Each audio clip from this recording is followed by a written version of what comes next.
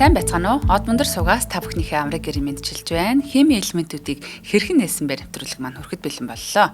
За хамтран ажиллагчаар ажилд бэлэн чадвар сургая. Санхүү эдийн засгийн сургуулийн бүрэлдэхүүн, инженер технологийн сургууль болон чанарыг танд авчирн Лен Үсмэд ивент тэтгэж байна. Нэвтрүүлэг NTV Од мундар радио 107 83.3 хүссэн хостелгоноор та бүхэндээ хүрдэгэ. За өмнө нь бид бол Нарны аймгийн аймагт одоо ямар элементүүд байдаг вэ сэдвээр ярьсан. Тэгээд өнөөдөр бас үргэлжлүүлээд ангараг гаргийг бас илүү онцлох гэж байна. За яг одоо физикч бэлгүүнтэйгээ холбогдоод байна. Өдрийн мэндэргээ. Өдрийн мэнд сайн байцгаана уу гэтээ. Одоо нөгөө ерөөсөө Нарны аймагт ямар элементүүд байдаг вэ гэдэг нэг юм том гарчны доор гаригуудад нэг нэгээр нь яриад яваад байгаа шүү дээ. Тэгэхээр өнөөдрийн ярианы гол дүр бол манай ангараг гэдэг гариг байх байна. Англиар Марс гэдэг шүү дээ. Тэгэхээр яг нөгөө яриан дундаа одоо ч баг ингээл заримдаа ч Марс гэж яриад, заримдаа ч ангараг гэж яриад бүр ингээ холиод идэг болсон байна. Тэгэхээр яриан дундаа нэг Марс гэл нэг ангараг гэлэж магадгүй шүү. Амарцаа хоёулаа бол нэг гариг байгаа тийм. Нөгөө нэг юу бол биш тийм. Шоколад бол биш тийм. Одоо байд юм уу тэр нөгөө нэг шоколад. Жохон бахад Марс гэж шоколад гардаг байсан шүү дээ. Би хараагүй айгу удаалаа. Тэгэд нөгөө нэг яаж айгу удаж байгаа гэж гүн биш үү. 1 жил 6 сар 7 сарын өмнө Бээжинд харсан биш үү. Марс гэдэг шоколад нэрээ.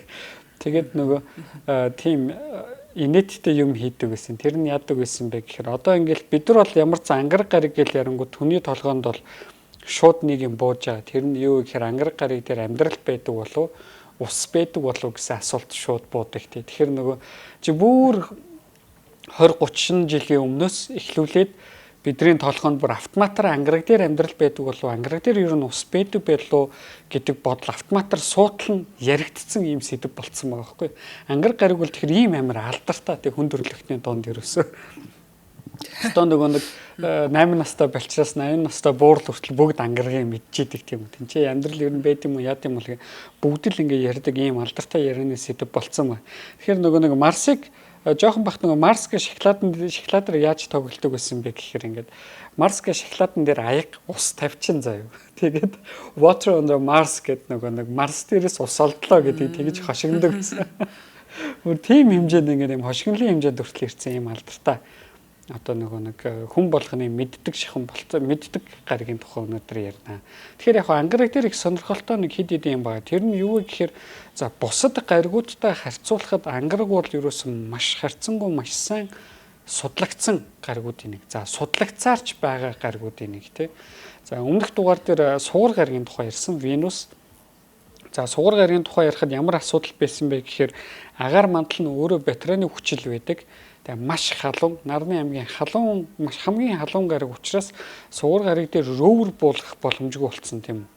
Буулгасан нөгөө рөврүүд нь ч юм уу өөрөө явагч аппаратууд нь буухаар яадаг гэхээр хамгийн удаандаа 2-3 цаг ажиллаад тэнцээ хайлал өндөр даралтанд нь бяцраал алгуулцдаг юм ба. Тэр ерөөсө хитгэн цагийн туршил ажигласан тийм гадаргуугийн ажиглалтууд хитгэн цагийн туршил ажигласан агаар мандлын ажиглалтууд байдаг. Түүнээс биш хэдэн сар 7 хоног жилээр те гадаргуу дээр нь яваад ойр орчмыг судлаад бүр ингээд маш сайн тандалт хийсэн ийм судалгаанууд бол байдгүй.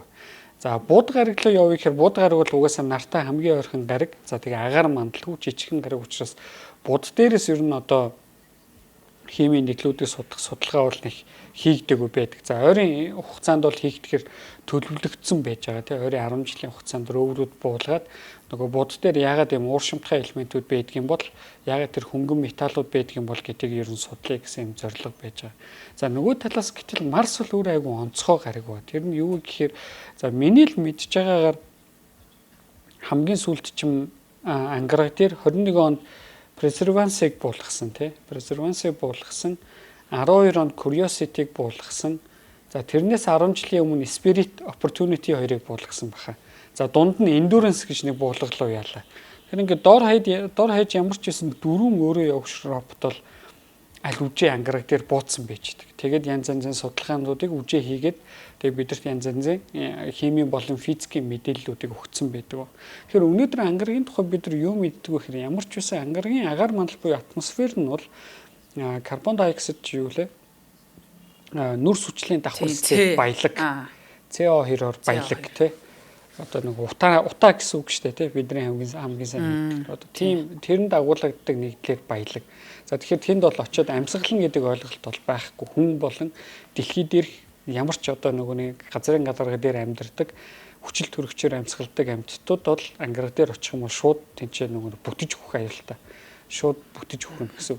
Нөгөө талаас ангаргийн бас нэг аюулгүй мэддэг юм нь юу гэхээр хөрсний бүтцөө. Хөрс нь бол өөрөө төмрөөр баялаг.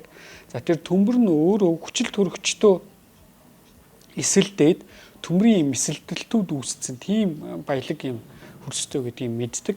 Мөн ангаргийн одоо туйлууд гэж байгаа тий. Дэлхий дээр ч туйлууд байдаг. Одоо ер нь туйлгүй гариг гэж байхгүй шүү дээ. Би сая нэг хэд хоногийн өмнө Facebook-ийн нөгөө танин мэдхүүн группүүдийн зөвхөн ганц өөр шагааж ирсэн чинь саран дээр туйл байдаг юм бол өөр гариг дээр туйл байдаг юм болов уу гэдэг их сонирхолтой мөртлөө одоо тодорхой ч юм шиг асуулт байна. Тэрний үхээр туйл гэдэг бол ерөөсөө бид нар бүх зүйлүүдийн хоёр туйлыг хэлчихэж байгаа тийм үү тий. Хоёр тэр хязгаад одоо тухайн гариг тэнглэхээ тойрж иргэдэг байхад тэрний хоёр туйл хэдээд дод хязгаар юм тий. Тэрийг нь л туйл гэж нэрлэдэг. Тэгэхээр ангараг дээр туйлууд байдаг. За ангаргийн онцгой нь юу гэхээр ангаргийн туйлууд нь өөрөө мөс агуулж яадаг тий. Усны мөс шүү тий. Өөр юмны мөсөөс үйж болж яадаг тий. Хамгийн гол нь уснаас тогтсон мөс агуулж яадаг. За мөн ангаргийн хөрсний одоо нөгөө нэг гүнд нь тодорхой хэмжээнд ус бэж магадгүй, мөс бэж магадгүй гэсэн тийм таамаглалууд бэждэг. За мөн нөгөө нэг базальт чулуулгууд байдаг гэдгийг бид нар мэддэг. За ингээд бас нэг шууд одоо дурангаар харагддаг ажиглалтууд одоо эсвэл ангаргийн орбитруудаар хийсэн ажиглалтуудаас юу харагддаг вэ гэхээр нөгөө хөндөй хоосон юм хөндөй тий одоо хавцал тиймэрхүү зүйлүүд ангаргийн гадаргуу дээрээс харагдчихдаг байна. За эдгээр нь өөрөө маш олон ангараг бол өөрөө эртнийдүүд ямар нэг юм өөр шинж чанаруудыг агуулсан өөр орчнуудад байсан гариг байж магадгүй гэсэн таамаглалыг дэвшүүлсэн. Гэхдээ өнөөдөр бол ангараг бол айгүй хүүтэн хуурай гариг байгаа тий. Тэгэд ерөөсөө агаар мандлынхаа их хэсгийг сансарт алдаад алгуулсан гариг. За цөм нь бол өөрөө бараг унтарцсан шахам тий. Тийм учраас соронзон орн байхгүй болоод нарнаас ирж байгаа хорт цацрагууд буюу одоо нөгөө нарны шуургууд гэж байгаа шүү дээ. Нарны шуургуудад шууд өртдөг. За тэгэхээр нарны шуурга газрын гадар дээр нь шууд өртөхөөр манай сартаа дугаар дээр урнаа битээр ярьсан байгаа. Тэг ямар процессүүд тийч болж болох вэ? Тэр бүх процессүүд ангараг дээр болсон байна. Тэр яг өмнөх одоо энэ технологи хөгжөөд лаглаг зүйлүүдийг мэддэг болохоос өмнө ангаргийн тухай хүндрэлтийн юу гэж боддог гэсэн мэхээр сугартай их адилхан. Сугарыг бол их гоёор төсөөлдөг, мөрөөддөг байсан шүү дээ тий.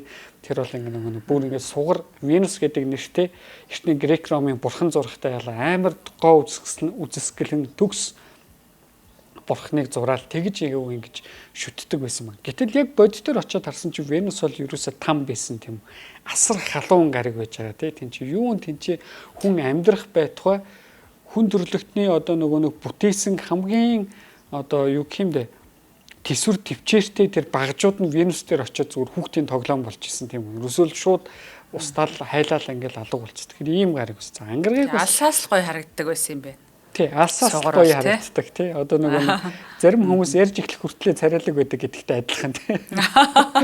Сугар бол яг очих хүртэл бол аятайхан харагддаг тий ерөөсөө. Тэгээ яг оцсон чинь ингээд болохоо болчихж байгаа. Тэгэхээр ингээ ангарыг бас яг тэгж төсөөлдөг байсан эрдэмтэд. За ялангуяа нөгөө Галилегийн үед телескоп бүтээсний дараа ангаргийг харахаар хамгийн түрүүнд юу харагддаг байсан бэхээр жижиг улаан толп харагдаж байгаа юм. Дэлхийг нөгөө бүдэгхэн цэнхэр цэг гэдэг шүү дээ. Тэгэхээр ангараг маань л ерөөсөө юм жижигхэн улаан толп харагддаг. За ингээ явандаа айгүй өндөр хүчин чадалтай телескопууд хийж эхэлж байна. Жишээ нь одоо юу ч байдгийн те 8 инчийн 10 инчийн ингээл нөгөө манай телескопуудын маань апертурын хэмжээ маань томроод байх тусам телескоп илүү их гэрэл цуглуулах боломжтой болчдөг шүү дээ. Хоёлаа бараг жил өнөө 2 жилийн өмнө одоо орны нэвтрүүлгээр дуран хэрхэн сонгох вэ гэдэг дугаар дээр хийжсэн. Тэгэхээр яг хөө телескоп бол өндөр татдаг байх нь чухал биш байдаг. Яг тэгэхээр дэлхийн агаар мандлаас болоод ямар ч телескоп 300-аас илүү татах нь утгагүй болчихсон тань чи. 300 дахин татна гэдэг чинь өөрөө утгагүй ямар нэг телескоп тэр. Ягаад тэр чинь асар ойрхон болох чинь гариг харах юм бол тэр чинь юу хүний нүд харж амжихгүй нисээд алга болчих шүү дээ. Телескоптын шагаавчаараа харж байхад тий. Тэр ерөөсөө хамгийн оптимал өндөр таталтууд бол хамгийн дээд нь 80 80 байхад л хангалттай ерөөс. 80 байхад л нүдэн дээр чинь сугар эсвэл одоо санчир ингээл хөтлөөд шагаавчаар ингээ хөдлөөд харагдаж штэ. Тэгэхээр гол нарийн деталлуудыг харахад айгүй хэцүү болчихж байгаа. За тэгэхээр апертур буюу тухайн телескопны одоо нөгөө нэг линзний диаметрийн хэмжээ гэж байна. Тэр нь том болох тусам илүү их гэрэл цуглуулах боломжтой болоод илүү их гэрэл цуглуулна гэдэг нь тухайн харж байгаа объектоо би илүү тод харна гэсэн үг тийм. Яг л камертай адилхан шүү дээ. Камерын нөгөө өрцөн дээр бага хэмжээний гэрэл орох юм бол бүдгэн зургууд гарчдаг тийм үү. А их хэмжээний гэрэл орвол яадаг вүлээ зураг илүү тод болоод эхэлдэг тийм. Тэгээ удаан хугацаанд шарагдах юм бол илүү урт хугацаа одоо тод зургууд явах боломжтой. Тэгэхээр телескоп хөгжихөөрөө яаж хөгждөг вэ гэхээр апертурын хэмжээг томсгодог байхгүй юу? Тэгэхээр телескопын апертурын хэмжээ томсох тусам телескопын овор хэмжээ томсдог тийм. Зөөхөд хэцүү болно. За сүүл рүүгээ одоо нэг обсерваторууд тий асар том ерөөс зөөх ямар ч хүн зөөх боломжгүй. Тэгээ хүн ганцаараа хөдөх боломжгүй нарийн механизмуудаар хөдлөгдөг асар том обсерваторуудыг хийж эхлээд обсерваторууд нь бол мэдээж нөгөө ангаргаа харж байгаа ч гэсэн 300-аас илүү өндөр дахин харж чадахгүй өндөр таталтаар харж чадахгүй нь шүү дээ. Яг тэгэхээр агаар мандлын нөлөө гэдэг юм байна. Тэр гэтээ энэ чинь юу болж байгаа вэ гэхээр өндөр таталтаар харж чадахгүй ч гэсэн тухайн объектыг илүү тод харах боломжтой болчихж байгаа байхгүй. Тэгэхээр ийм телескопуудаар тод харж эхэлснээр юу анзаарч эхэлсэн бэ гэхээр ангаргийн тэр нөгөө нэг улаан жижиг цэг дээр чинь нэг юм толбонууд харагдаж эхэлж байгаа. Хүрэн өнгөтэй толбонууд харагдаж эхэлдэг. За бүр ингээд юм хар өнгөтэй юм зураасууд харагдаж эхэлдэг. За үүнийг хамгийн анх харсан одоо эрдэмтдийн нэг Giovanni Schiaparelli гэдэг эрдэмтэн тэр ангараг дээр байгаа зураас толбуудыг канал гэд нэрлэсэн. Одоо сувгууд те ийм нөгөө гол урсдаг сувгууд бийж магадгүй ус гол урсдаг ийм сувгууд бийж магадгүй эн чинь ерөөсө гол гэж магадгүй мэн гэж нэрлэсэн байна хамгийн анх. За гэхдээ дараа нь бид нар бол Giovanni-гийн таамаглал буруу байсныг олж мэдсэн те эрдэмтэд буруу байсныг олж мэдсэн. За энэ бол ерөөсө гол биш. Энэ бол зүгээр юм хөндийнүүдтэй тийм ч юм хөндийнүүд байж идэг. За яаж үүснэ нь бол мэдэхгүй. Наазах нь ангараг дээр нэг байдаг алдартай хөндийн нөгөө солир унаас болж унснаас болж үүссэн байдаг шүү дээ. Солир унаад бүр ингээд зурж яваад асар том юм сорив шиг хавцал үүсгэсэн тий газрын гадаргууд. Майжулсан юм шиг тий. Тий майжсан юм шиг юм сорив үүсгэсэн байдаг. Тэгэхээр дээрийн нэг нь байгаа. Тэгэхээр ийм зүйлүүд байгаа гэдгийг олж мэдсэн. Тэгэхээр яг хүндрэлтэн ангаргийг ойрын зайнаас судлаж эхлэхээс өмнө бол бас л ингээл мөрөөддөг байсан байна. За магадгүй тэнцээ бас л ингээд амьдрал байж магадгүй, харь гаргийнхан байж магадгүй, за бүр амьтад байж магадгүй гэд мөрөөддөг байсан. Гэтэл энэ мөрөөдөл бол яг одоо энэ мөрөөдөл болон төсөөллүүд тий. Энэ мөрөөдөл төсөөллүүд 1965 онд эсрэгээрээ иргэсэн байна. За 1965 он гэдэг чинь хүн саран дээр буухаас бол өмнө тий. Хүн саран дээр буухаас өмнө НАСА-гийн Mariner 4 хөлөг хамгийн анх удаага ангарахтаа ойрхон нисээд ангаргийн газрын одоо нэг гадаргуугийн зургийг амжилттай авсан байдаг. За ингэж авсан чинь юу байсан гэхээр нөгөө ангараг дээр чи агуу гоё агаар мандал уул ус нурууд тий одоо нэг дэлхий дээр байдаг шиг гоё байгаль за бүр ингээ оюун ухаантай амьтад бүгд байхгүй болстой чинь. Ангараг бол ерөөсөө дэлхийтэй ойрхон гэхээс илүү манай сартай ойрхон гарах байсан ба. Сартай адилхан яг хүүтэн хөндөй ямар ч одоо нэг итвэх байхгүй тий биологийн болон одоо нэг шууд харагдах юм итвэхүүд байхгүй ийм гаригуд болж ирсэн. За одоо нэг тэр каналууд гэж нэрлэдээс нь юу болж таарсан гэсэн чинь солир буусан креатерүүд буюу солирын тогоонууд болж хувирж байгаа. Тэгэхээр ийм зүйлүүдийг олж нээсэн. Үүнийг олж нээснээр юу гэхээр Mariner 4 хөлөг ямар ч байсан нэг зүйлийг бидэрт агуу гой баталж өгсөн. Тэрний юу гэхээр ойрын гаригийг судлах боломжтой байна бид нар. Бид хүндрэлтний урмыг хугалсан зүйл нь юу болсон бэ гэхээр ангараг дээр ямар нэгэн хот байхгүй, ямар нэгэн одоо байгаль байхгүй, гол мөрөн байхгүй, ерөөсөө л манай сартай адилхан юм хүүтийн хөндөй гарига гэдгийг бидэрт харуулсан байна. Тэгэхээр нэг талаасаа ойрын одоо тэр ангараг гэдэг гаригийг судлах боломжийг бидэрт нээж өгсөн, нөгөө талаасаа хүндрэлтний тэр агуу одоо нэг тэр уран төсөөлөл рүү надад алагдаад авсан гэдэг ч юм уу тий. Уран төсөөллийнх нь урмыг хугалсан байгаа юм тийм чи. Яг хөө энд бас ингээд шинжилгээнд дэр иймэрхүү зүйлүүд их гардаг л да. Одоо байгалийн хуульчин өөрөө их хатуу байхгүй юу? Тийм болохоор одоо манай дэлхий дээр байдаг шиг юм баялаг амьдрал бол одоохондоо бид нар нарны аймагаас олж нээгээгүй юм тий. Энэ бас өөрөө дээрэс нөгөө хүний ингээ уран төсөөлөл чинь ерөөсөө байгалийн хувьд захирагддаг. Тийм учраас хүн чинь нөгөө заримдаа яадаг вэ гэхээр буруу зүйл төсөөлөд буруу юм руу ороо явчихдаг тий. Өөр ингээ хэтрээд явчихдаг. Нөгөө талаас шинжлэх ухааны уран зөвлөл хичнээн шинжлэх ухааны уран зөвлөл байсан ч гэсэн бодит шинжлэх ухааны тэр бодит фактуудыг оруулаад ирэх юм бол айгүй жоохон гонигтаач юм шиг болчдаг тал ба. За энийг бол зүгээр бас одоо юун дээрээс хэдүүлээ харж болно. Телескопын дээрээс харж болно. Яаж вэ гэхээр нөгөө хүмүүс телескоп аваад маш их урам нь хугардаг байхгүй. Яагаад вэ гэхээр телескопоор хараад нөгөө өстө яг ингээл Google-ээс хайгаал харагддаг зураг, Canon дээрээс харагддаг зураг ч юм уу тэр болгоныг харна гэж бодоод хардаг. Яг бодит байдал тэр үгүй. Тийх боломжгүй. Яагаад гэхээр манай нарны аймагчин асар уудан том орчлон одоо ертөнцийн хэсэг байгаа. Нарны аймагч өөр асар уудан том.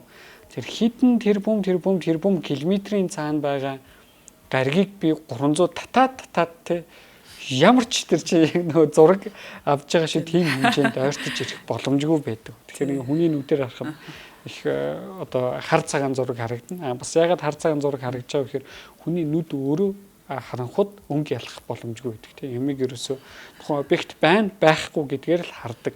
За яг харанхуд бид нар ягаад өнгө ялгаад идэв гэхээр тэрийг тарих будчихдаг байхгүй ерөөсөө нөгөө банан шар өнгөтэйг тарих мэддэг учраас харанхуд би бананыг харахтаа автоматар миний тарих шар өнгөөр тэрийг будаад шар өнгөтэй банан гэж хараад байгаа.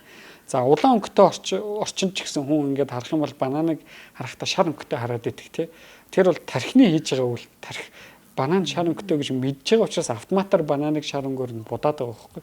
Түүнээс банан бол илүү улбар өнгөтэй харагдах хэрэгтэй байх тий. Улаан өнгөтэй орчинд бол яг тэр улаан өнгөтэй орчинд зөвхөн улаан өнгө л бананыг гадаргуу дээрээс ойгоод буцаж жоохон холилдоод ирж байгаа шүү дээ. Тэгэхээр хүний тарих гэдэг чинь өөрөө юм аюултай юм байгаа байхгүй. Хамаагүй итгэж болохгүй тий. Тархиндаа бид нар 100% итгэх юм бол яг хөө тархич нь бидрийг хуурч чаддаг юм байгаа байхгүй.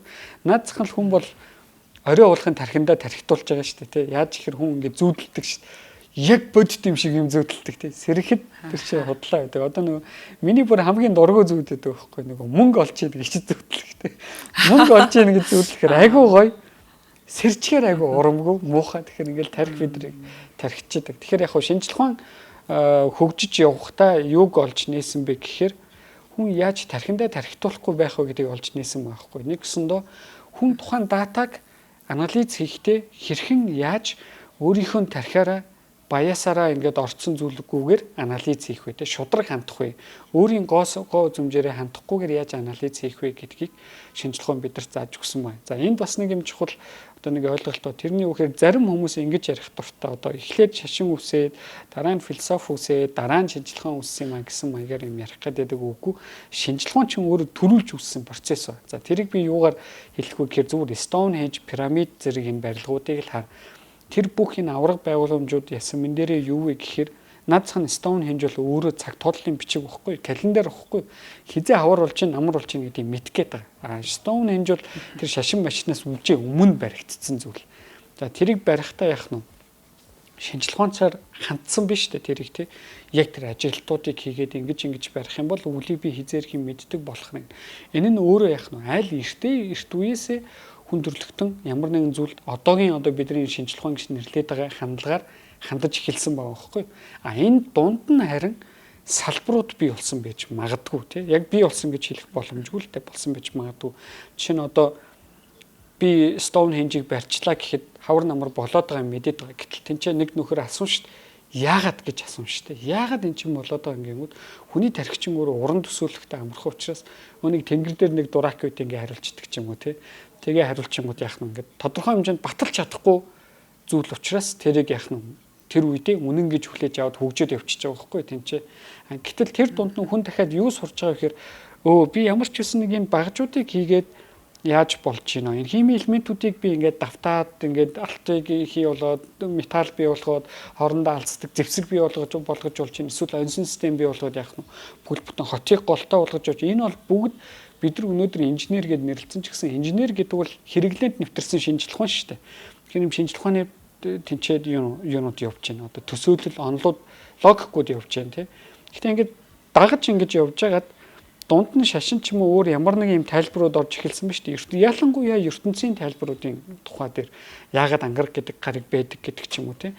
Энэ тайлбарууд орж ирээ явангууд тэр дунд хүн дахиад юу сурсан бэ гэхээр үгүй энэ шалгаж болохгүй нэг юм онол байж гин тэнцээ ерөөсөө төсөөлөл байж гин. Ямар нэгэн одоо бурхан гэж байдаг гэдэг ч юм уу тийм. Юм шалгаж болохгүй зүйл байж. Тэгэхээр философч нар ч юм уу наадах нь юу гаргаж ирсэн бэхээр энэ шалгаж болохгүй зүйлийг үнэн гэж хүлээж авах чинь өөр утгагүй юм байна тийм. Яагаад вэ гэхээр шалгаж болохгүй зүйлийг би үнэн гэд хүлээгээд авчихаар би өөр хажууд нь байгаа шалгаж болох үннийг би үнэн гэж шалгах ирэхгүй болчих гэдэг байгаа байхгүй тийм чи зөрчилдөөнүүд үүсч эхэлж штэ хоорондоо. Тэгэхээр шинжлэх ухаан яаж авах юм хэдүүлээ шалгаж болох зүйлүүдийг эхлээд шалгахчээ.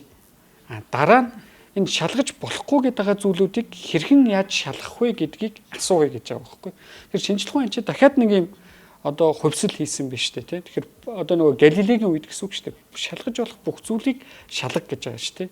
Шалгаж болохгүйг нь яаж хийж байгаа шалга гэдэг энэ дүрмүүд нэгсэндээ орчин үеийн хэлгээр бол туршилт, ажиглалт гэдэг зарчмууд шинжлэх ухаанд илүү хүчтэй орж ирээд тэргээрээ яаж юм хэдүүлээ шинжлэх ухаанаа дахиад нэг юм өөр шатанд хөгжүүлсэн байгаа байхгүй. Энэ хугацаанд бидний өөр нөгөө нэг тайлбарууд ч юм одоо чинь шашны тайлбарууд гэдэг ч юм уу тий эсвэл ямар нэг одоо зурхай гэдэг ч юм уу тий тэр тайлбарууд бол ерөөсөө хөгжөөгүй байдаг. Хөгжөөгүй байдаг учраас өнөөдөр ерөөсөө юм шалгаж болохгүй юмнууд ярьснаа тэрийг нөгөө хүний баяс гэж байгаа шүү дээ тий хүн чинь ерөөсөө юм ямар нэгэн байдлаар баясгүй хандах боломжгүй. Тэр баяст нь тааруулаад тайлбар өгöd ангууд энэ зөрчилдөөнүүд бий болж эхэлж байгаа байхгүй. Тэгэхээр энэ чинь би юу гэж хэлэх гээд байгаа гэхээр зарим хүмүүс одоо ингээл шашин философи шинжлэх ухаан гэтэр гэх гээд байгаа. Тэр бол үгүй шашин бол харин ч хожим үүссэн зүйл гэж хэлж байна. Эхлээд шинжлэх ухаан үсээд тухайн шинжлэх ухааны онолыг хүмүүс хоорондоо ярилцаад шүүгээд логикийн хувьд шүүгээд одоо нөгөө нэг толгоондоо процессууд хийж эхэлж штэ тий бодож эхэлж штэ тэр үед бол тэнцээ яах нь илүү философийн системүүд бий болж эхэлж штэ тий тийм байсан. Тэгэхээр магадгүй шинжлэх ухааны философи хоёр бол төрүүлж үүсээд шашин чи харин хожууд нь үүссэн байж магадгүй гэж хамаагүй хэлж болохоор. Гэхдээ бид нар бол мэдэхгүй тий түүхийн үед яг аль нь үүссэн бэ гэдэг чинь хэцүү. Жишээ нь шинжлэх ухаан бол түүхийн хугацаанд үргэлж шинжлэгдэж, солигдож өөрийнхөө арга барилыг үргэлж сайжруулж явсан зүйл учраас нөгөө эрт үеийн тэр хэлбэрийг нь шинжлэх ухаан гэж хэлэхүүгүй гэдэг маргаанууд бий болдог. Гэтэл шашныг бол тэгж болоод идэг те. Наадзах нь одоо Христ төрлөө гэдэг ч юм уу те. Мухаммед юуг бичлээ гэдэг ч юм уу. Одоо буддаа байлаа гэдэг ч юм уу юм түүхийн үед ингэж яриад байж болдог юм систем байна. Тэгэхээр яг зөвхөн гал point ганц гол point нь юу хэлэх гээд байгаа гэхээр шинжлэх ухаан бол төрүүлж үсээд илүү ингээ хөгжөөд явсан систем байж болно л гэдгийг хэлэх гээд. За тэгэхээр бүр ингээ 5 6 минут өнөөдрийн миллионоос хөндөрчлөө. Энэ нөгөө нарны амьгтай нэвтрүүлгүүд дээр дунд нь яаж хийж байгаа л нэг өөр юм яриад байгаа юм гэсэн юм шүүм гэсэн тийм. Тэгэхээр буцаад нэвтрүүлгээр үгүй оръё. Тэгэхээр хоёлаа эхний хамтран ажиллагчаа танилцуулаад дараагийн маринер хөтөлбөрүүд буюу маринер 9 болон викинг 1-2-уудаар ангар гараг дээрээс юу болж нээсэн бэ ярилццгаая. За тэгээд нэвтрүүлгийн хамтран ажиллагчаар чанарыг танд авчирна хүүхэд бидний ирээдүй Пикотан Кидсийн хамт олон маань байна. Тэгээд 15 төрлийн эрдэс витамин агуулсан. За мультивитаминтэй ашигтай бактери агуулснараа давуу талтай байгаа нэг дор уучж байгаа гэдэг утгаараа.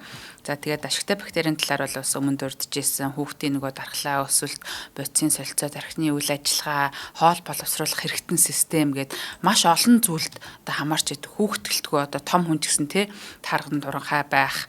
За тэгээд сэтгэл санааны мууд байдаг юм уу?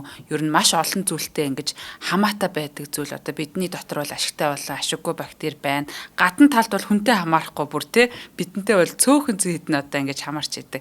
За тэгэхээр энэ одоо биднийг удирдаад идэх юм шиг энэ зүйлийг бас ингэж дэмжих нь их чухал байдаг. Яагаад гэвэл хортой одоо тий ашиггүй бактерийн давмгаалчвал энэ яг эсэргээрээ үйлчлэх учраас за тэгэхээр одоо хайрцаг дотроо 14 ширхэг байдаг. Энэ нунтаг хэлбэртэй. Тэгэд 1-3 насны хүүхэд бол өдөрт ерөөсөө 1 уутыг өгөөл болох юм байна.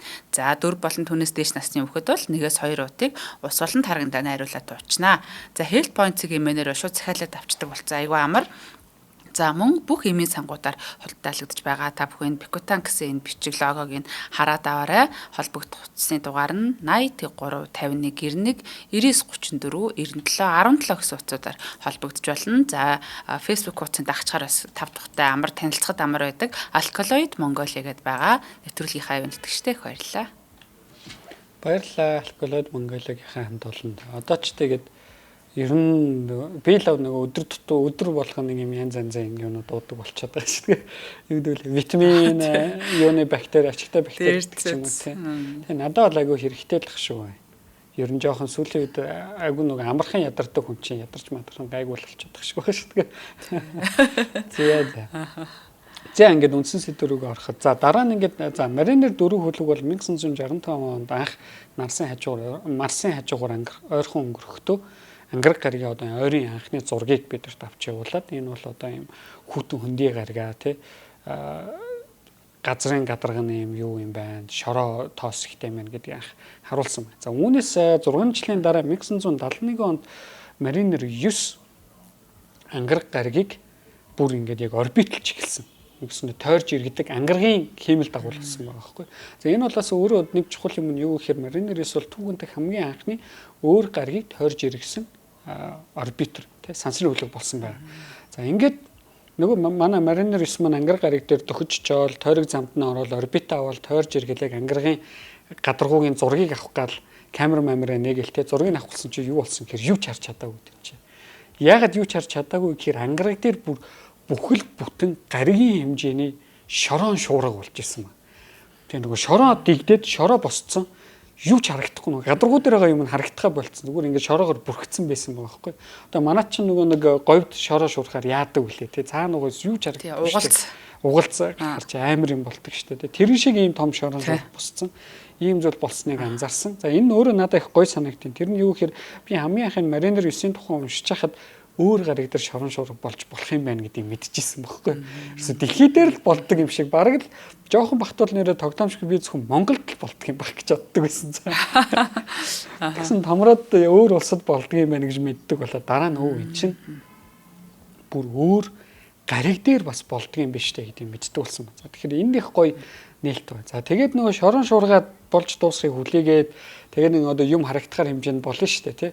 Нөгөө үүл мүл нь байхгүй болоод юм харагдахаар хэмжээнд болсон чинь хамгийн дөрөнд ажигласан зүйлүүдийн нэг нь юу исэн бэ гэхээр маринер 9 энэ хөлөг маань манай Нарны аймгийн хамгийн том уулыг олж нээсэн ба. Нөгөө Олимп уул тий. Айгуу санаа.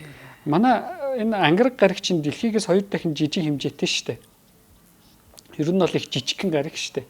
Гэтэл Нарны аймгийн хамгийн том уул нь ангар гариг дээр байж байгаа байхгүй юу тий. Олимп болон ангар гариг 28 км-ийн өндөр шүү дээ тий. Юу нөгөө Эверест Жомолунгмагаас ч 3 дахин өндөр тий. Ерөөсөө нэгсэн доо ингэж тооцсон. Харин бүр замбраагүй өндөр байна. Аагуу өндөр. Хамгийн өндөр барилгач нь километр хүрдэггүй шүү дээ.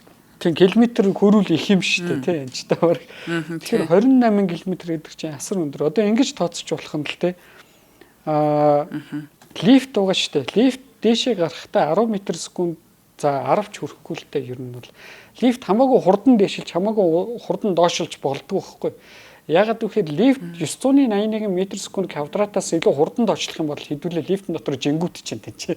Лифт чинь дэлхийн гравитацаас илүү хурдан доошлж байгаа учраас жингүүтэд лифт газар дээр очих нь хэдүүлээ доош унах шүү дээ. Тэгэхээр хамаагүй тэгж хурдан доошлж болохгүй. За хамаагүй хурдан дээшилж болохгүй бас. Хамаагүй хурдан дээшлүүл яах вэ гэхээр хэдүүлээ гравитац мэдрээд эхэлж байна. Энэ нөгөө лифт рүүгээ татагдаад эхлэх байхгүй. Тэгэхээр нэг 10 дунджаар 10 м/сек квадрат гээл та тий. За ингээд нэг давхурт байгаа лифт 35 давхур дээр гарахад чи яадаг вүлээ тэ нэг 3 минут болдог баха тий. 3 минут болдог байна. За тэгэхээр энэ лифтээр ангар гариг дээр хоёлаа ингээд уул лифт хийгээд Олимп уулын дээшээ гарах юм бол нэг 9-10 хоног болохоор лифтэн дотроо хонч банаад тэр чинь бүр 9-10 ч баг багд шүү. Ер нь бол тийм багд. Аха 10 хоногийн аялалд орчих. 5 км цаг хурдтай машинаар явхад ангар одоо тий лифт дээшээ гарахад эн чи юу юм 6 цаг явна гэсэн үг шүү дээ тий. өглөө яваад орой очих нь шүү дээ. Тэ уулын орой тэр. Тэгэхээр ийм өндөр уул байх. Ийм өндөр уул бидгийг олж нээсэн байдаг. За тэгээд дээрэс нь бас их онцгой гоё юмнуудыг олж нээсэн нь юу гэдэг вэ гэхээр галтуулууд олж нээсэн. За галтуулууд олж нээсэн гэхээр ангар гарагч нөгөө нэг юм геофизикийн хувьд идэвхтэй байсныг олж нээсэн байхгүй. Тэгэхээр юм галтуулуудыг олж нээсэн. За мөн манай нөгөө нэг дэлхий дээр байдаг Grand Canyon гэдэг штэ тий. Одоо Grand Canyon чи юу юм бэ? Хөндөй хавцал бай. Ангар дээр Grand Canyon-оос хідэн одоо урт одоо тий том хавцлыг олж нээсэн байна. Wireless Marineris гэж нэрлэдэг. Тийм маш гүн гэсэн үг шүү дээ. Маш гүн тийм амар том хавцлыг олж нээсэн.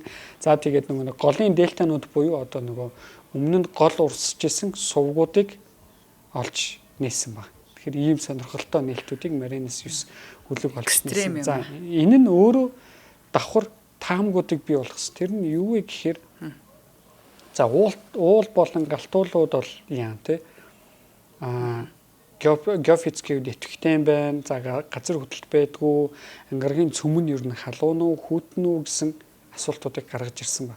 Гэтэл нөгөө тал тэр нөгөө нэг ийм сувгууд олж нээсэн байж тээ тий. Ийм урт уртын каналууд олж нээсэн. Тэнд юу урсж исэн байж болох вэ гэдэг таамаглалыг төвшүүлсэн байгаа байхгүй. Нэг гэсэндээ магадгүй эрт үед ангараг маань өөрөө голтой байсан юм биш байгаа гэдэг таамаглалуудыг Mariner 9-ийн нээлтүүд маань гаргаж ирсэн байна ангарагийн тэр таамаглалуудыг. За ингээд Mariner 9 айгуу чухал нээлтүүдийг өглөө. За үүний дараа NASA 1975 онд ерөөсөн Mariner 9-өөс 4 жилийн дараа тий юу хийсэн бэ гэхээр нөгөө нэг Viking 1-2 хүлгүүдийг 1975 онд ангараг дээр газардуулсан. За Viking 1 нь өөрөө 1976 оны 7 сарын 20-нд газардсан байна. Одоогоос бараг 50 жилийн өмнө газардсан байна шүү дээ тий. Viking 2 хүлэг нь болохоор 1976 оны 9 сарын 3-ны өдөр газардсан. За эдгээр хүлгүүд маань өөрөө хамгийн анх ангаргийн гадаргуу дээр буюу ангаргийн хөрсөн дээр буугаад тэр хөрсний орчинд одоо хроматограф болон спектрометрийн анализуудыг хийгээд тухайн ангаргийн хөрс ямар элементүүдээр баялаг байна вэ гэдгийг хамгийн анх шинжилсэн байна. За эдгээр нь яадаг вэ гэхээр за өмнөх дугаарууд дээр зөндөө ирсэн тийм масс спектрометр яадаг уу, флуоресценс спектрометрүүд яадаг уу, ер нь спектрометрийн X-ray-ийн флуоресценс ч юм уу эдгээр багажууд яадаг вэ гэдэг тухай хангалттай ярьсан учраас тэрийг одоо дахин давтаж яагаад тах вэ те дурдаад явах уу хэрвээ яг яадгийн мэдмээр байгаа сонсогч нар маань байвал сарны тухай дугаар болон өмнөх Венусийн тухай дугааруудыг үзэх юм бол тэмцээн хангалттай тайлбарлагдсан. Тэгэхээр эдгээр багажуудыг авч явсан хүлгүүд очиж буугаад ангаргийн хөрсөн дээрээс юу болж нээсэн бэхээр хамгийн түрүүнд ангаргийн хөрсөн дээр силикон их байдаг юм байна. Тэ нөгөө цахиур их байдаг юм байна. За мэдээж өмнө маш олон одоо одон орончууд эрдэмтдийн таамаглаж ирсэн төмөр гэдэг элемент их байдаг юм байна гэдгийг олж мэдсэн байна. За ингээд гэхдээ энэ дунд таамаглаагүй нэг элемент айгүй их тунгаар агуулгдсныг олж нээсэн хүхэр ба сульфур. Хүхэр гэдэг элемент айгүй хэмжээгээр ангаргийн хөрсөнд байдгийг олж мэдсэн. За энэ нь өөрөө юу илэрхийлж байгаа вэ гэхээр энэ ангаргийн хөрс чинь өөрөө эрт үеийн идэвхтэй галтуул байж байгаад галтуулын лава ингэж урсаж явж байгаад хөрстөө бас ингээ холилдоод эсэл дээрэс нь тэр эсэлтийн дунд нөгөө дулаана гадагшаага алдаад тэгээд хүхэр үлдсэн юм байна штэ гэдгийг олж мэдсэн. Хүхэр бол ерөөсөө галтуулын юунаас лавгаас олж нээдэг элемент байгаа штэ тий. Тэгэхээр яг нь энэ чинь эрт үед галтуул ингээ урсаж явж исэн байна тий. За тэгээ бүр ингээ эсэлцсэн юм байна. Хөрөх процесс болсон юм байна. Халах процесс болсон юм байна гэдгийг олж нээсэн байгаа байхгүй тийм чи ангаргийн хөрснөөс. За ингээд мөн давхар газ нөгөө хроматографийн масс спектрометрийг хослуулсан ажиглалтуудаас юу олж нээсэн бэ гэхээр органик молекулуудыг олж нээсэн байна. За энд нэг юмыг хэдүүлээ болгоомжтой ярих хэрэгтэй. Тэр нь юу вэ гэхээр органик молекулууд байгаа бүх газар амьдрал байна гэсэн үг биш. Органик молекулууд өөрөө заавал амьдралыг үүсгэсэн газраас бий болох албагүй. Өөрөө аяанда хим физикийн урвалуудын үр дүнд бий болох боломжтой байдаг. За урна бит хоёрын нөгөө амьдралын үүслийн тухай дугаар байгаа шүү дээ. Тий органик молекулуудыг яаж зүгээр лабораторийн төвшөнд гаргаад авсан бэ гэдэг тухай ярьсан байна. Тэгэхээр тэр дугаар дээр органик молекулуудыг энгийн одоо нэг заавал амьдрал байхгүй орчинд үүсч болно гэдэг тухай ярьсан. Тэгэхээр энэ ангараг дээрээс органик молекулуудын нэгдлүүдийг олж нээсэн гэдэг маань өөрөө заавал ангараг дээр маань юу байгаа, амьдрал байгаа гэдгийг илэрхийлж байгаа биш шүү манайхан. Тэгэхээр организм хоёр өөр. Тийм, их чухал юм байна. Тэр нь юу вэ гэхээр магадгүй микробын төвшөнд эрт үедээ эсвэл одоо үед ирээдүйд органик организм бий болох боломжтой юу гэдэг асуултыг тэнцээ нээлттэй үлдээсэн юм чухал асуултыг тэнцээ бас шинээр тавьж өгч юм. Тэгэхээр энэ вик 1 2 маань өөрөө ийм гой нээлтүүдийг бидэрт анх нээж өгсөн. Тэгэхээр ангараг бол ингээд анх нөгөө маринер дөрвөөр харахад нэг юм уйдгартай юм шиг байсан чинь яг очиод бууцсан чи яаж юм. Юу галтуулын идэвхтэй байсан байна, галтуулын лава урсж исэн байна, органик нэгдэл олоод нийцсэн байна, органик нэгдэл олоод нийцсэн байна гэдэг чинь эрт үедээ ангараг маань химийн идэвхтэй гариг байсан байхгүй тийм маш их юм хим физикийн процессууд маш идэвхтэй болж исэн гариг юм байна гэдгийг олж нээсэн байхгүй. Эдгээр нээлтүүд маань өөрөө их онцгой юм нээлтүүдийг өгсөн байдаг. За ингээд дараагийн нээлтүүд бол одоо яг одоо үе рүү илүү төхөж ирнэ. Нөгөө 97 оноос болон 2000 оноос хойш рөөврүүд буудгаж эхэлсэн шүү дээ. Тийм ангараг дээр рөөврүүд буулгаад юу болсон бэ гэдэг нээлтүүд рүү орно. За түүнээс энэ төсөглийн хэсэг рүү орохоос өмнө хоёулаа нэвтрүүлгийн 2 дахь хамтран ажиллагчаа танилцуулъя тий. За 2 дахь хамтран ажиллагчаар маань ажилд бэлэн чадвар сурах гэдэг их гоё ураатай санхүү эдийн засгийн сургуулийн бүрэлдэхүүн инженер технологийн сургууль одоо хамтарч ажиллаж байгаамаа. Тэгэхээр одоо бид нар бол яг технз илүү одоо технологитой ямар ч бизнесээс ажил байсан те заавал ингэж технологитой холбогддог болсон. Тэгэхээр эдний сургууль бас эрэлт ихтэй байх болов уу гэж бодож байна.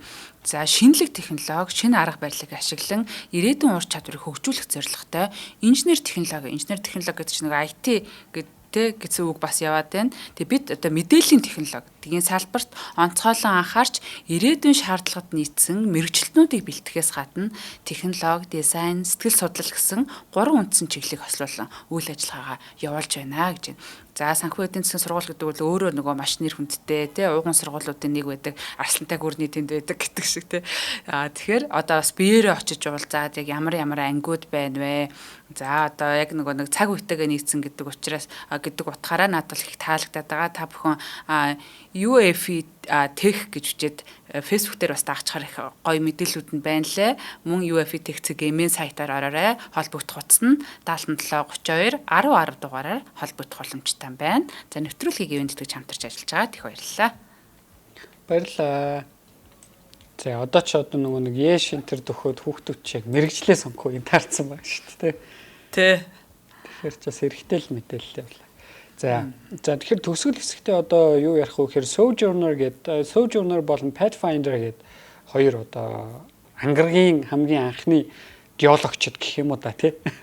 Өөрөө явдаг геологчд. За эдгээр маань 1997 оны 7 сарын 4-ний өдөр ангараг дээр буусан байна. За нөгөө викинг чинь бүр 70 донд буусан шүү дээ тий. Тэрнээс яах нь бараг 20 хэдэн жил завсарласан байгаа байхгүй энэ ангаргийн судалгаа. Яг судалгаа бүрэн завсарлаагүй тий. Зөвхөн нөгөө ангараг дээр илүү одоо ангараг дээр юм буулгаагүй нэг хэсэг удацсан байна шүү дээ тий. За тэгэхээр ингээд Sojourner өөрөө айгүй юм жижигхэн одоо өөрөөр хүч буусан байна. За гэхдээ мань нөхөр юутай вэ гэхээр протоны X-ray спектрометртэй зүй. За протоны X-ray спектрометр нь яг үхээр ангаргийн чулуу болон хөрс юунаас бүтсэн, хизээ бүтсэн, яаж юм болсон гэдгийг мэдэх боломжтой байдаг. За ингээд судлаад үзсэн чинь өстой нөгөө түрүүний сульфур, төмөр гэд айгүй олон нэгдлүүдээ олж нээсэн байгаа. Тэр нэгдлүүдийг яг ямар концентрацтай байдгийг олж нээсэн. За ингэж олж нээснээс гадна Pathfinder юу олж нээсэн бэ гэхээр ангаргийн хөрс нь соронзлогдог гэдгийг олж нээсэн байна. Тэгсэн ангаргийн хөрс соронзон шин чанартай гэсэн үг байхгүй. Соронзлогдог гэдгийг олж нээсэн. Энэ нь юу хэлж байгаа вэ гэхээр ангаргийн хөрс бол өөрөө төмрийн эсэл буюу нөгөө зэвэрцэн төмрийн минералаар маш их байгаа гэдгийг олж нээсэн байна. Зэвэрцэн төмрийн минералаар их байна гэдэг чинь тэр чинь юу гэсэн үг хэрэг тэнцээ тодорхой хэмжээний хүчил төрөгчтэй уралд орсон процессыг явагдсан байна гэсэн үг байхгүй тий. Хүчил төрөгчтэй эсэлтсэн байна гэсэн үг шүү дээ. Нөгөө зэврэх гэдэг чинь зүгээр л хүчил төрөгч төмрийг идж байгаа процесс шүү дээ тий. Төмрийг устгаж байгаа тэр процесс. За эдгээрийг олж нээсэн их чухал нээлтүүд болсон байгаа. Энэ Sojourner Pathfinder 2. За Pathfinder нь өөрөө бас ямар чухал зүйлийг бидэнд өгсөн бэ гэхээр нөгөө нэг ангаргийн ойр орчмын landscape-ийн зургийг авсан байгаа байхгүй. Ойр орчмынхын зургийг авсан. За тэгээд нөгөө солир буусан орчны зургийг авсан агаар мандлын шинжилгээнүүдийг хийж өгсөн ба. За ингээд бид нар ангаргийн агаар мандал ямар бүтцтэй ойр ер нь хөрсөн дээрээсээ ямар шухан харагддаг гэдэг зүйлүүдийг мэддэг болсон. За ингээд үүний дараа болохоор одоо нөгөө нэг сарны туйлууд дээр ус яаж нээсэн арга байсан шүү дээ тийм нөгөө гамма-ийн спектрометрээр орбитер сарыг ингээд тойрж иргэдэг орбитер гэж. За яг үүнтэй адилхан аргаар Одиссей гэдэг нэртэй орбитер ангаргийг 2001 онд тойрж эхэлсэн байгаа байхгүй. За ингэж тойрж эхлээд мань нөхөр юу хийсэн бэ гэхээр нөгөө ангаргийн хөрсөн дээр гамма-ийн цацраг очиж буугаад хөрсөн дээрх нэгдлүүдийг идэвхжүүлээд буцаагаад цацрангуут нь тэнцээ ямар элементүүд байна гэдгийг олж нээсэн. За яг сарн дээрээс ус төрөгч байгааг яг адилхан аргаар ингэж нээсэн шүү дээ. Тэгэхээр яг адилхан энэ арга ангараг дээр ашиглаад ангаргийн гадаргуу дээр ер нь ус төрөгч аягүй хэмжээгээр байдаг юм байна гэдгийг олж нээсэн ба. За ус төрөгч хэмжээгээр байна гэдэг чинь ер нь тэнцээ хүчил төрөгчийн хэмжээгээр байх юм бол юу гарч ирдэг вэ? Яг нөгөө манай сарны түүх давтагч байгаа байхгүй. Ус бэжж магадгүй биш үү гэдэг таамаглалуудыг энэ чинь бүр илүү хүчтэй гаргаж ирсэн байна. За үүний дараа 2004 онд нэг алдарт Spirit болон Opportunity тий уул нь бол 3 сарын хугацаатай ангараг дээр ажиллахаар буусан боловч Spirit бол хэдэн жилийн хугацаанд ажилласан. Opportunity бүр 15 жил ажилласан тий хамгийн удаан ажилласан гэдгээр роверуудыг буулгаад ангараг дээрээс ус олж нээсэн байна. За ямар хэмжээний ус олж нээсэн бэ гэхээр энэ нөхдүүд маань одоо нөгөө нэг ус нээсэн гэдэг нь шууд ингээл тэнцээ шингэн ус байгаа гэл манай дэлхий дээр шиг хэдүүлээ төсөөлөхгүй шүү дээ. Усны молекул ангараг дээрээс олж нээсэн байгаа хгүй. За мөн за яг хөө гэтээ энэ яг тухайн үед бүрэн батлагдаагүй л дээ. Дараагийн одоо нөгөө нэг роверүүдээр илүү батлагдсан. Энэ нөхдүүд нөгөө indication буюу таамгуудыг илүү баталгаажуулсан гэсэн. За гэтээ энэ нөхдүүдийн бас нэг нээсэн хамгийн чухал нээлтүүдийн нэг нь юу вэ гэхээр нөгөө сувгууд байгаа шүү дээ тий. Ус урсж исэн, галтуул урсж исэн байж магадгүй сувгууд дээр очиж шинжилгээ хийгээд тэнд нөгөө нэг юм уснаас болж болдог химийн процессууд усал зөвхөн урсж иж чулууг элэгдэлтэнд оруулдаг тэр физик химийн процессуудыг олж нээгээд нэгэн дуугаар эрт үед бол ангараг чиглэг байсан юм байна тий. Ангараг бол нойтон байсан байна гэдэг ааш. Одоо нэгсэндээ ангараг дээр ус урсдаг байсан юм байна гэдгийг олж нээсэн ба. За энэ бол өөрөө маш чухал нээлт болсон. Нэгсэндээ эрт үед чинь ангараг магадгүй дэлхий шиг харагддаг байсан биш байгаа гэдэг таамаглалыг төвшүүлсэн байхгүй. Хөрс нь агүй гоёсэн баг тий. Ус ингээл урсж идэг. Тэгэл агуул бол магадгүй тийч ус урсж исэн юм чинь микробын төвшөнд амьдрал байдаг гэсэн бич магадгүй. Магадгүй ургамал ургадаг байсан бич магадгүй гэдэг таамаглалуудыг дахиад төвшүүлж байгаа. Ийм чухал нээлтүүдийг нээсэн байдаг. За мөн энэ нээлтийг баталгаажуулсан нэг том нээлт хизээ болсон бэхээр 2008 онд буусан Phoenix хөлөг. За Phoenix бол ангаргийн туйл орчин буугаад энэ нөхөр юу таа гэхээр мань нөхөр өрөмтөө байхгүй. Шууд хөрсийн өрөмдөөд нэг цагаан огтой юм газрын гадаргуудыг гаргаад ирсэн чинь нөгөөх нь ууршаад алуу болцсон. Юу тэгдэг вүлээ? Мөс тэгдэг штэ тий. Гүнд хөлдөө байж хагаад дээшээ гаргаад ирэнгүүт нь хайлаад алга болчихж байгаа байхгүй нөгөө чинь. Тэгэхээр яах нь Phoenix бол ангаргийн хөрсний гүнд мөс байгаа юм байна гэдгийг олж нээсэн байна тийм ч. Энэ нээлт өөрөө маш чухал нээлт ус. За тэгэхээр одоо ангаргийг ингэж төсөөлж болно. Эрт үедээ шингэн ус ингээд урсж исэн. Тэгэнгүүт нөгөө ангарагчин жижигхэн гараг тэгээд нөгөө агаар мандлаа алдаж эхлэнгүүт гаднаас нь нарны цацраг шууд орж бөмбөгдөд агаар мандлаа ингээд гадагшаа алдахын дээр нэмэгдээд нарнаас болоод агаар мандал нь зав зөхөгдөөд гадаргуун зав зөхөгдөөд ууршиж эхэлсэн байх нь шүү дээ тий. Тэгэхээр ангаргийн гадаргуу дээр байсан ихэнх ус нь сансар руу ууршаад алга болоод зарим гүнд нөгөө хөрсний гүнд урсж исэн ус нь яах нь мөс болоод хөлдөөд тэнцээ үлдсэн байгаа байхгүй. Тэгэхээр энэ чухал асар одоо юм чухал нээлтийг бидэрт нээж өгсөн байна. Тэгэхээр энэ бол өөрөө ингээд маш сонирхолтой агуу. Миний хувьд бол нөгөө нэг маш чухал агуу нээлтүүдийн нэг болсон. За үүний дараа бол одоо бидний мэддэг түүх. Тэр нь юу гэхээр 2012 онд Gale тогоон дээр сониучхан буюу Curiosity үлгийг буулгаад за Curiosity бол тэр ус хаанаас ирсэн, ус ямар нэгдэлтэй байсан ингээд маш олон нээлтүүдийг бидэрт нээж өгсөн. За энэ тухай бол одоо орны нөгөө ангиргийн тухай дугаар дээр ярьсан учраас одоо дэлгэрүүлж ярихгүй байна. Ангиргийн тухай дугаар дээр Curiosity-гийн өмнөх нээлтүүдийн тухай бол нэг яриаггүй мөн химийн нэгдлүүдийн тухай яриаггүй учраас зөвхөн тэр нээлтүүдийг яриад орхилоо. Манай сонсогч нар магадгүй хүсвэл гэрийн даалгавартаа Curiosity болон Maven за Insight, Perseverance гэдэг сүүлийн 10 жилд буулгасан энэ чухал рөөврүүд ба эдрийн нээлтүүдийг нийтээс өөрсдөө ингээд олоод мэдчих айгүй олон боломжууд. За эдгээр маань бол ерөөсөө л түрүүний ангиргийн ус ер нь хэдийн үед урсж исэн ангираг яаж агаар мандлаа алдсан мөн ангираг дээр газар хөдлөлт болж байгааг чагнаад ангиргийн цөм ямар бүтцтэй. За тэр цөмийн бүтцээс нь ангираг ер нь анх үедээ хэрэг хэмжээнд үүссэн бэ гэдгийг олж нээсэн байдаг. За эдгээр нээлтүүдийн төгсгөлд нь нэг чухал зүйлийг бидэрт өгсөн юу гэхээр ангираг гэдэг гариг бол өөрөө манай Нарны аймгийн архивуудын нэг юм а гэдгийг баталсан байна.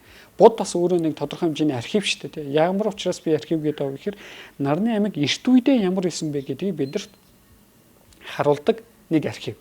За ангирагч гэсэн нэг архив байгаа байхгүй. Тэгэхээр энэ архивын баялаг юм а гэдгийг харуулсан. Нэг нь Нарны аймаг анх үүсэж ах үеийн элементүүд ангираг болон бод дээр бэж идэг учраас одоо нөгөө түрүүний сульфур, силикон, төмөр гэдэг элементүүдтэй эдгээр нь бэж идэг. Эдгээр маань бидэрт ямар юг мэдээллийг өгдөг гэхээр анх Нарны аймгийн энэ гаригууд яаж үүссэн бэ гэдэг архивын мэдээллийг өгдөг.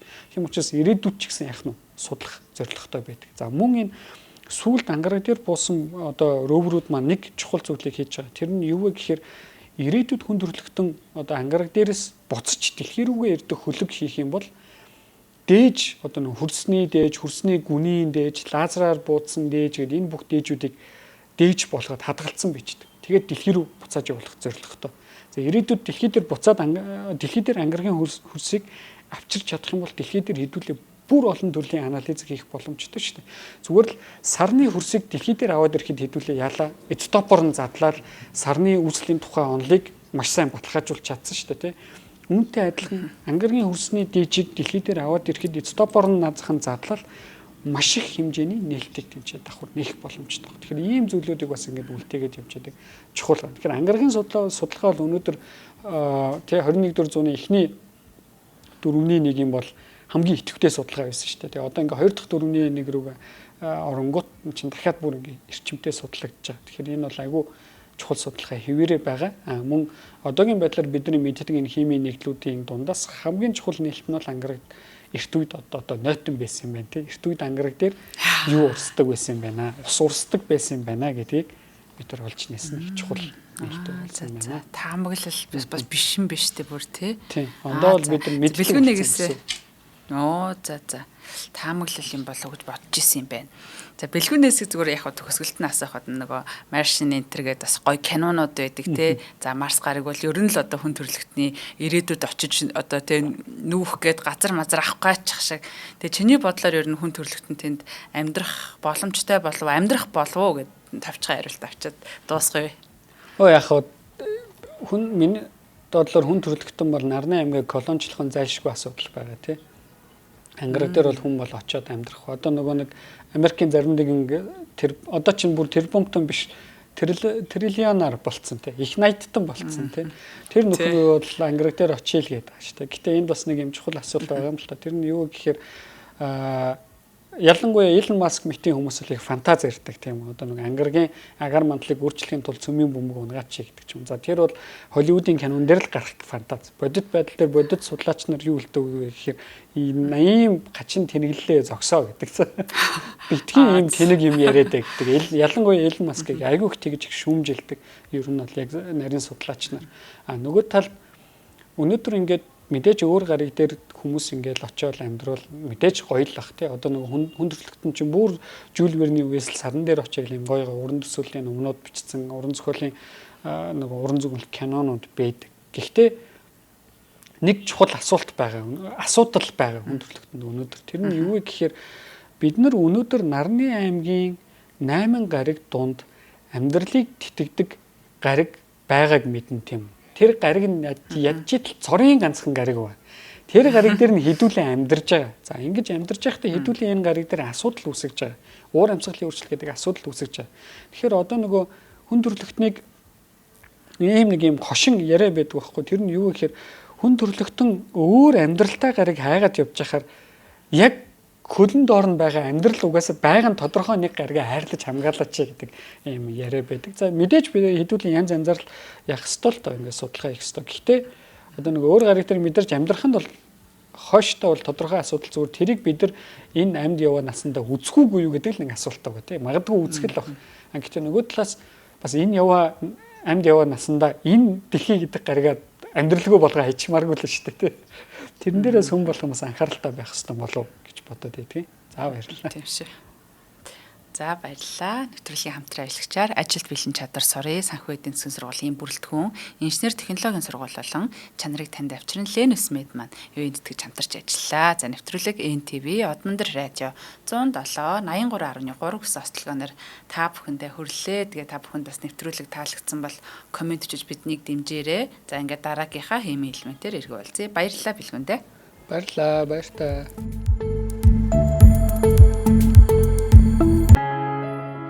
Нэвтрүүлгийг хүлээн авсан Нарны аймгийн монголчуудаа баярлалаа.